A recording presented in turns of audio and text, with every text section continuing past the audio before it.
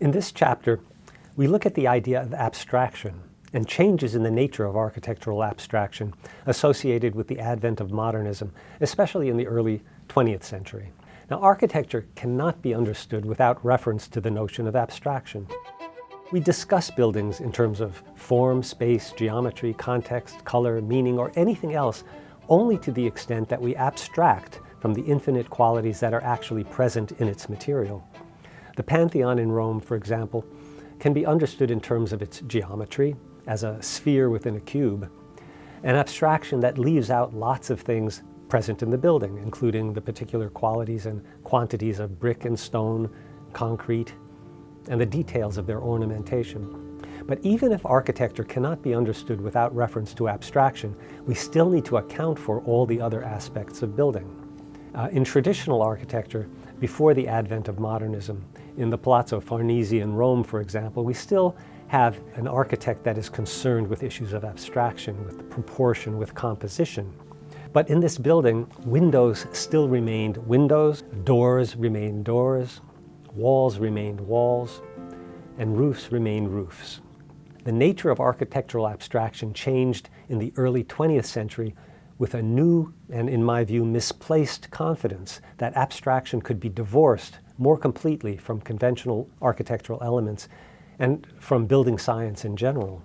Le Corbusier's 5 points of architecture provide a concise outline of the new modernist attitudes, exemplified in his Villa Savoye.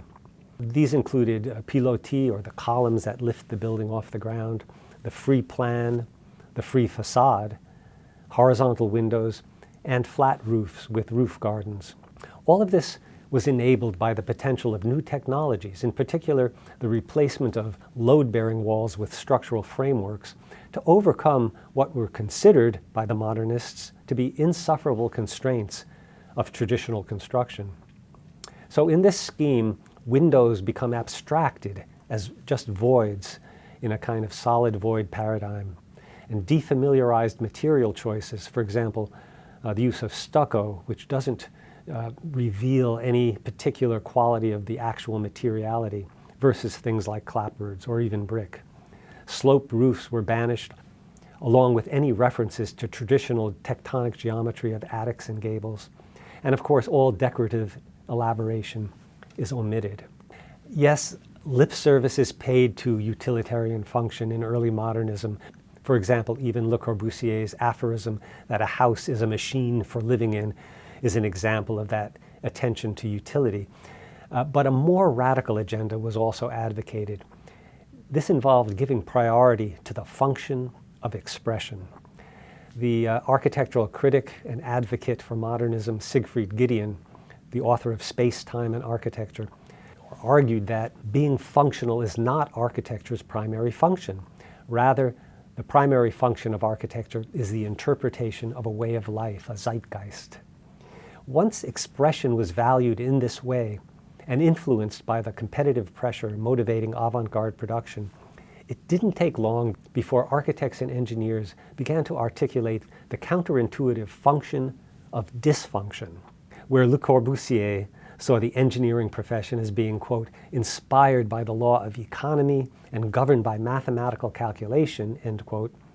Rem Koolhaas, for example, and his structural engineer for this house at Bordeaux, Cecil Balmond, reject the constraints of economy and rather value ambiguity, doubt, arbitrariness, mystery, even mysticism, and rely on complex numerical methods programmed within the black box of sophisticated analytical software to transcend what they consider to be the limitations of traditional mathematical calculation.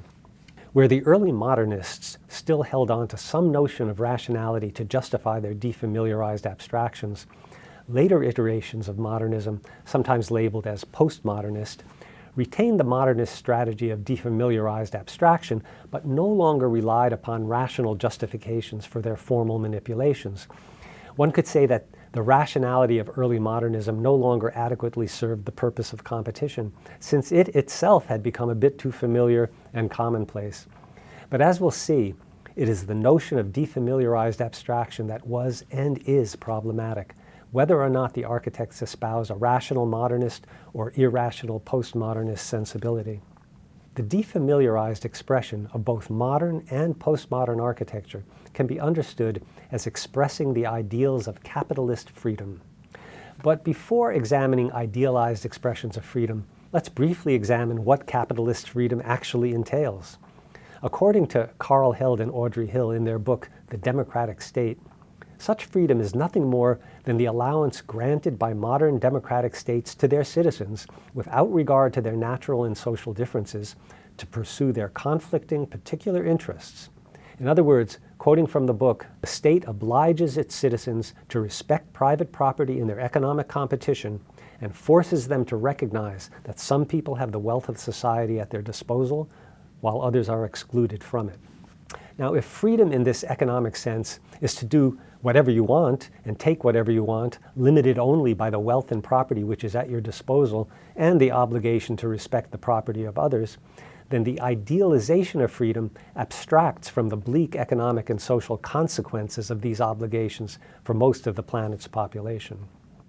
As an example, in the epic Abstraction show at the Metropolitan Museum of Art that was held in 2018, the curators have written, "Abstract expressionism was promoted as exemplary of American democracy and freedom during the early years of the Cold War.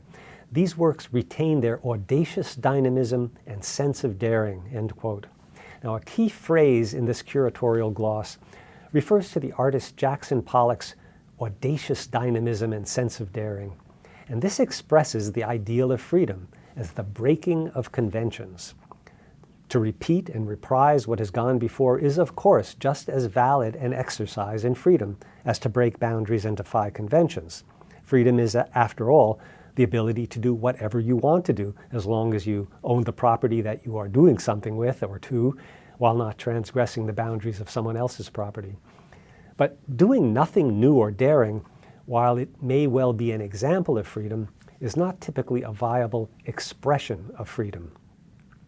In other words, the ideal of freedom is to break free of existing constraints, and not merely to use one's property to further one's own interest against all others. In this sense, all defamiliarized formal strategies are expressions of capitalist freedom, rather than some sort of revolutionary challenge to the existing order. We'll see in the next chapter how this avant-garde attitude towards defamiliarized formal strategies can actually damage the functionality or utility of buildings.